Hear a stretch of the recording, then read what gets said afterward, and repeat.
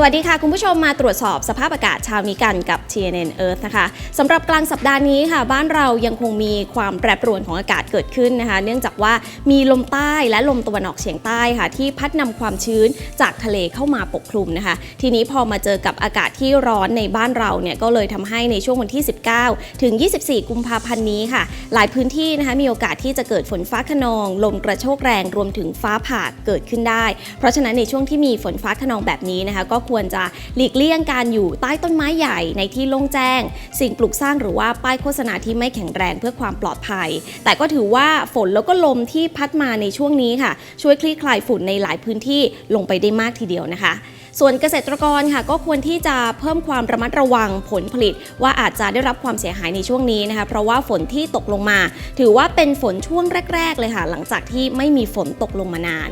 และหลังจากนั้นในสัปดาห์หน้านะคะก็คาดว่าจะมีคลื่นกระแสลมตะวันตกค่ะเคลื่อนเข้ามาปกคลุมนะคะบริเวณภาคเหนือตอนบนและภาคอีสานตอนบนส่งผลค่ะทำให้สัปดาห์หน้าอากาศก็จะแปรปรวนต่อเนื่องนะคะใน1วันเราอาจจะเจอทั้งร้อนทั้งฝนทั้งหนาวเลยค่ะแต่ก็ถือว่าเป็นช่วงปกติในการเปลี่ยนถ่ายฤดูกาลไม่ใช่เรื่องผิดปกติแต่อย่างใดนะคะทีนี้ไปตรวจสอบสภาพอากาศแบบรายภาคกันค่ะเริ่มกันที่พื้นที่ภาคเหนือนะคะถือว่ายังมีอากาศเย็นถึงหนาวกับมีหมอกในตอนเช้าค่ะแล้วก็มีอากาศร้อนในตอนกลางวันมีฝน10%ของพื้นที่กับมีลมกระโชกแรงบางแห่งส่วนมากที่กำแพงเพชรพิจิตรตากพิษณุโลกและเพชรบูรณ์ค่ะขณะที่ภาคอีสานยังมีอากาศเย็นในตอนเช้านะคะอุณหภูมิลดลง 1-2 องศาเซลเซียสมีฝนฟ้าคะนอง10%ของพื้นที่กับมีลมกระโชกแรงเป็นบางแห่งส่วนมากที่เลยอุดรธานีขอนแก่นชัยภูมินครราชสีมาบุรีรัมย์และสุรินทร์ค่ะ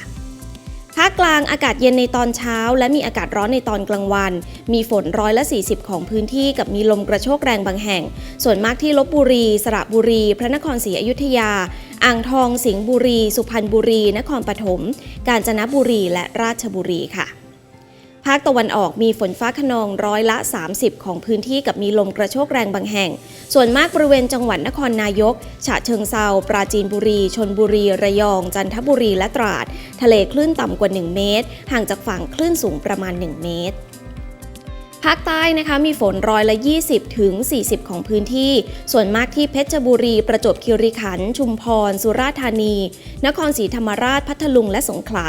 ทะเลช่วงนี้ทั้ง2ฝั่งคลื่นสูง 1-2 เมตรจุดที่มีฝนคลื่นสูงได้มากกว่า2เมตรค่ะปิดท้ายกันที่กรุงเทพมหานครและปริมณฑลมีฝน60%ของพื้นที่กับมีลมกระโชกแรงบางแห่งและแนวโน้มคุณภาพอากาศอยู่ในเกณฑ์ดีไปจนถึงวันศุกร์นี้เลยค่ะขอบพระคุณที่ติดตามรับชม TNN Earth นะคะฝากคุณผู้ชมกด subscribe กดกระดิ่งกดไลค์กดแชร์ทุกช่องทางออนไลน์ของ TNN ช่อง 16 เพื่อไม่ให้พลาดการติดตามรับชมรายการสดและคลิปวิดีโอที่น่าสนใจอีกมากมายค่ะ